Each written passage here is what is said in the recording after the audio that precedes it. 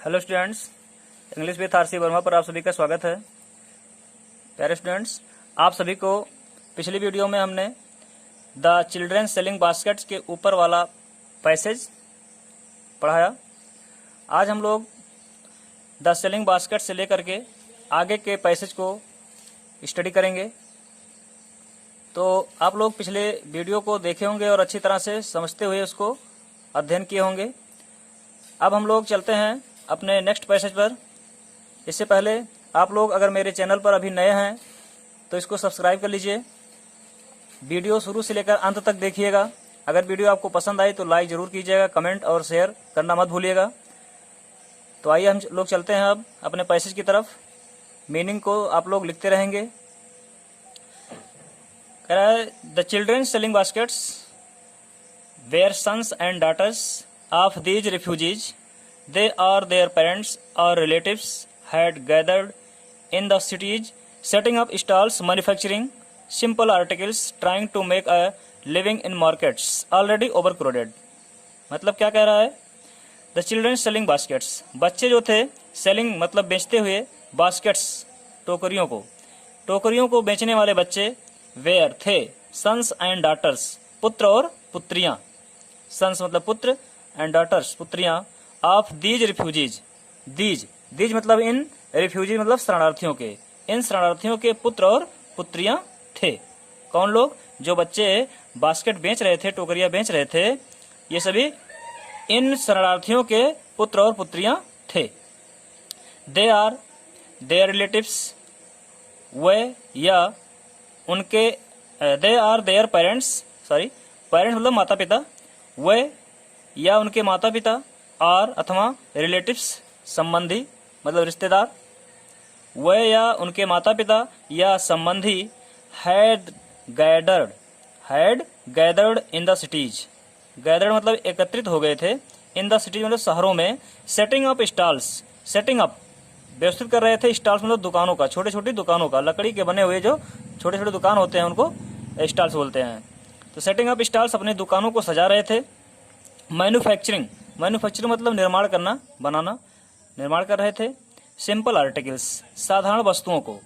Trying to make a living in markets, trying प्रयास कर रहे थे, to make a living, living मतलब जीविका कमाना, टू मेक ए लिविंग मतलब जीविका कमाना, इन मार्केट्स बाजारों में जीविका कमाने का प्रयास कर रहे थे।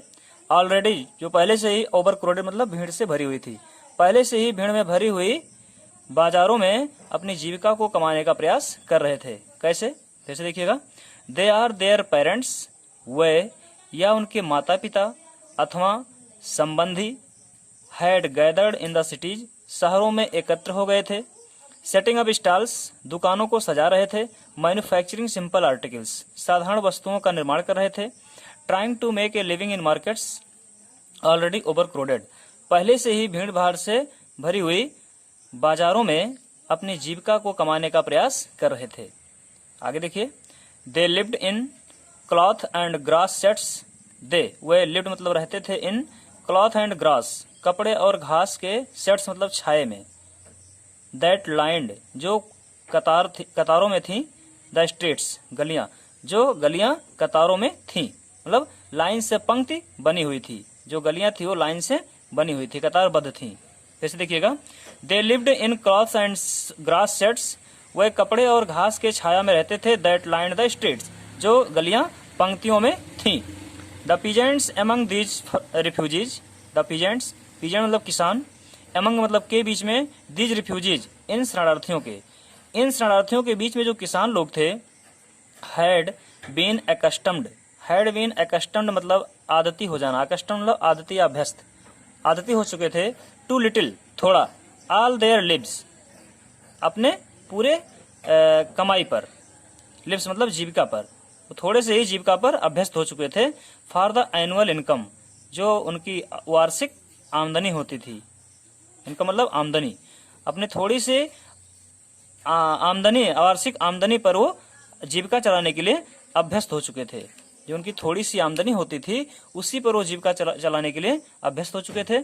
Of an agriculture family does not exceed, of an agriculture family एक खेतीहर, एग्रीकल्चर मतलब कृषि, एग्रीकल्चर फैमिली मतलब खेतीहर किसान, जो एक खेतीहर किसान के लिए डज नॉट एक्सीड नहीं होती है, एक्सीड मतलब पर्याप्त या अधिक, जो एक खेतीहर किसान के लिए पर्याप्त नहीं होता है, अधिक मात्रा में नहीं होता है।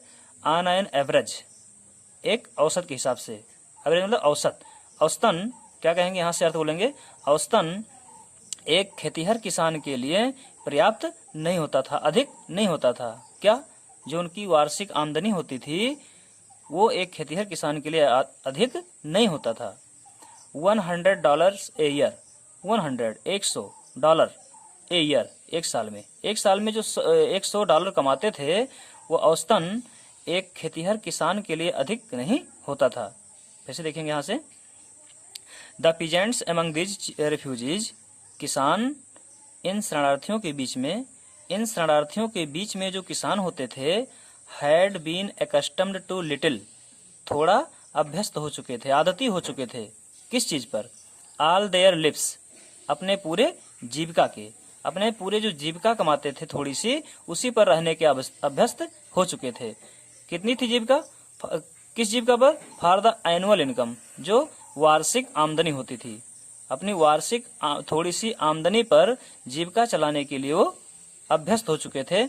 Of an agricultural family does not exceed on an average $100 year, एक औसतन, यहाँ से बोलेंगे औसतन एक खेतीहर किसान के लिए यह अधिक मात्रा में नहीं होता है $100 एक साल में, जो एक साल में $100 औसतन एक खेतीहर किसान के लिए अधिक नहीं होता है।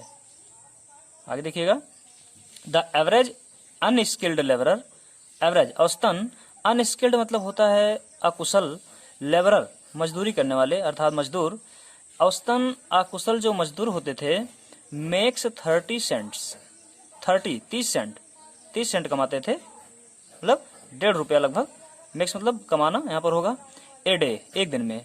औसतन अकुशल मजदूर एक दिन में लगभग 30 सेंट कमा लेता था, और लेस देन $2 ए वीक, अथवा लेस देन मतलब से कम $2 एक वीक, एक हफ्ते में, अथवा एक हफ्ते में $2 से कम होता था। मतलब जो 30 सेंट एक दिन में कमाता था वो एक हफ्ते में $2 से कम पड़ता था। There is 1 meal a day, there is 1 meal a day, 1 meal उनके भोजन में, एक दिन के भोजन में होता था, एक दिन के भोजन में होता था। क्या होता था?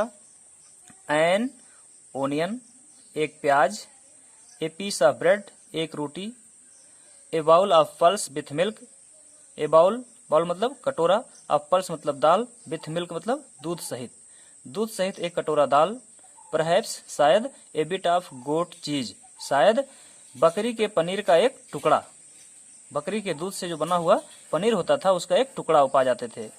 फिर से देखिएगा, there is 1 meal a day, उनके एक दिन के भोजन में होता था एन ओनियन, एक प्याज, ए पीस ऑफ ब्रेड, एक रोटी, a bowl of pulse with milk, दूध सहित दाल के साथ, एक कटोरा दाल के साथ दूध, perhaps a bit of goat cheese, शायद बकरी के पनीर का एक टुकड़ा, नो टी, कोई चाय नहीं, नो कॉफी, कोई कॉफी नहीं, नो फैट, कोई वसा वाली चीज नहीं, वसा मतलब जैसे घी और तेल, नो स्वीट्स, कोई मिठाई नहीं, नो मीट, कोई भी मांस नहीं। मतलब उनके भोजन में ना तो कोई चाय होता था, ना कॉफी, ना कोई वसा वाली चीज, ना मिठाई होती थी, मिठाइयाँ होती थी, ना मांस, कुछ भी मौजूद नहीं होता था। $100 a year is not $2 a week, $100 एक साल में, इज नॉट $2 नहीं पड़ता था ए वीक। अभी जो ऊपर बताया गया वही चीज यहाँ कह रहा है कि $100 एक साल में, एक हफ्ते में $2 नहीं पड़ता था। एट इवन, फिर भी, दैट स्मॉल अमाउंट, वो थोड़ी सी धनराशि जो होती थी, अमाउंट मतलब धनराशि छोटी, इसमें मतलब छोटी या थोड़ी सी, फिर भी वो थोड़ी सी धनराशि, इज हार्ड, कठिन होता था, टू अर्न, अर्न मतलब कमाना, कमाना कठिन होता था। बाय सेलिंग बास्केट्स, कैसे? टोकरियां बेच करके, टू पीपुल, लोगों के लिए, और ये लोग इतने, too poor to buy them, ये इतने गरीब होते थे कि उनको वो खरीद नहीं सकते थे। जो टोकरियां बेचते थे, अगर उनसे कहा जाए कि टोकरियां खरीद लें तो वो उनके पास इतना पैसा नहीं होता था कि वो टोकरियां खरीद सकें। किसी तरह से अपनी जीविका वो चलाते थे, जीते थे, खाते पीते थे। आगे देखिएगा, फिर से देखिएगा इसको। $100 a year is not $2 a week. $100 एक साल में, $2 एक हफ्ते में नहीं पड़ता था। येट इवन फिर भी that small amount is hard to earn. फिर भी वो थोड़ी सी जो धनराशि होती थी कमाना कठिन होता था। बाय सेलिंग बास्केट्स, टोकरियां बेच करके, टू पीपुल, लोगों के लिए, इन लोगों के लिए वो थोड़ी सी धनराशि कमाना, टोकरियां बेच करके कमाना कठिन होता था। और too poor to buy them, ये लोग इतने गरीब होते थे कि उनको खरीद नहीं सकते थे। That no doubts is reason these little children descended on me like locusts. That no doubts, इसमें कोई संदेह नहीं है, इज द रीजन, इस कारण में, मतलब इसके कारण में कोई संदेह नहीं है कि दीज लिटिल चिल्ड्रन, ये छोटे बच्चे, डिसेंडेड मतलब टूट पड़े, ऑन मी मतलब मुझ पर, लाइक लुकस्ट, लाइक मतलब की तरह, लुकस्ट मतलब टिड्डियों की भांति। टिड्डी दल होता है जो धान वान की फसल में लगता है, वो झुंड में चलते हैं, उन्हीं टिड्डियों की भांति बच्चों की तुलना कर रहा है टिड्डी की तरह। कह रहा है that no doubts is reason, इस कारण में कोई संदेह नहीं है कि ये छोटे बच्चे मुझ पर टिड्डियों की तरह टूट पड़े। आई एन अमेरिकन, मैं एक अमेरिकावासी था। वाज डाउटलेस, लेखक अपने बारे में बता रहा है कि मैं एक अमेरिकावासी था, तो अमेरिकन धनी होते ही है, तो वही कह रहा है मैं एक अमेरिकन हूँ। वाज डाउटलेस, जो निसंदेह रूप से था। द मोस्ट प्रॉमिजिंग मार्केट, अधिक खरीदारी करने वाला। मोस्ट प्रॉमिजिंग मार्केट मतलब खरीदारी, एक अच्छी खरीदारी करने वाला।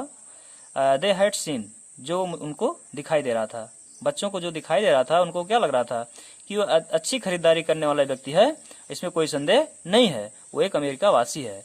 वो एक अमेरिकावासी है तो हमारे टोकरियों को आसानी से खरीद लेगा। वो बच्चे देख करके उसको पहचान गए कि वो धनी व्यक्ति है, क्योंकि वो कोर्ट में एक जज था, तो अपने फुल पोज में था वो, तो वही कह रहा है, देख करके बच्चे हमको पहचान गए। कह रहा है आई एन अमेरिकन, मैं एक अमेरिकावासी, निसंदेह रूप से अच्छी खरीदारी करने वाला उनको दिखाई दे रहा था। प्यारे स्टूडेंट्स, ये आपको वीडियो कैसी लग रही है? अगर अच्छी लग रही हो तो लाइक कर दीजिए, और अभी इसको शेयर कर दीजिए अपने मित्रों को, अपने संबंधियों में भी जो आपसे संपर्क में हो वहाँ पर सेंड कर दीजिए। देखिए आगे देखिएगा। I bought 1 teeny basket for a new अनाज, another fruit basket for a bit more. I bought मतलब मैंने खरीद लिया। क्या किया? आई बॉट मैंने खरीद लिया 1 टेनी बास्केट, टेनी मतलब छोटा, बास्केट मतलब टोकरी, फॉर ए फ्यू अनाज, फ्यू कुछ आनों में। लेखक क्या बता रहा है कि आई बॉट मैंने खरीद लिया एक छोटी सी टोकरी, फॉर ए फ्यू अनाज कुछ आनों में। अनदर फ्रूट बास्केट, एक दूसरी फल की टोकरी खरीद लिया, कितने में? फॉर ए बिट मोर, उससे कुछ अधिक आने में। ए ब्यूटीफुल वेस्ट पेपर, एक सुंदर रद्दी कागज रखने का, वेस्ट मतलब खराब है, रद्दी, पेपर मतलब कागज, रखने की टोकरी खरीद लिया, फॉर ए रूपी, 1 रुपए में। ए लवली स्विंग बास्केट, एक सुंदर सिलाई करने वाली टोकरी, सिलाई के सामान को रखने वाली टोकरी खरीद लिया, कितने में? फॉर ए रूपी, 1 रुपए में। ए फ्यू फैंस, कुछ पंखों को खरीद लिया, for an anna or two a piece. A few fans, थोड़े, मतलब a few fans for an anna, एक आने में कुछ पंखों को, मतलब 2 या 1 पंखों को क्या कर रहा है? आर टू ए पीस, 1 या 2 पीस, उससे कुछ थोड़े आने में खरीद लिया। क्या कर रहा है? ए फ्यू मतलब थोड़े, फैंस मतलब पंखों को, for an anna or two a piece, 1 या 2 आने में कुछ पंखों को खरीद लिया, थोड़े पंखों को खरीद लिया। माय आर्म्स वेयर फिल्ड, मेरी भुजाएं, वेयर फिल्ड मतलब भरी हुई थी, मेरी बाह भर चुकी थी। And I had not spent 50 cents, और मैं 50 सेंट्स 50 सेंट से अधिक नहीं खर्च किया था, 50 सेंट से अधिक नहीं खर्च किया था। द चिल्ड्रन पास्ड इन, बच्चे पास्ड इन मतलब से होकर गुजर रहे थे, बगल से ही गुजर रहे थे। शाउटिंग देयर वेयर्स, शाउटिंग मतलब चिल्लाते हुए, देयर वेयर्स मतलब अपने शब्दों में, अपनी भाषा में बच्चे चिल्लाते हुए मेरे बगल से गुजर रहे थे। आई वाज ए प्रिजनर, आई मैं, वाज मतलब था, प्रिजनर मतलब कैदी, मैं एक कैदी की तरह था। कंप्लीटली पूरी तरह से, सराउंडेड मतलब घिरा हुआ था। अनेबल टू मूव, चलने में असमर्थ था, हिल नहीं सकता था। अनेबल मतलब असमर्थ, टू मूव मतलब हिलने में, चलने फिरने में। मैं चल फिर नहीं सकता था, हिल नहीं सकता था, चारों तरफ से बच्चे मुझको घेर लिए थे, ये लेखक बता रहा है।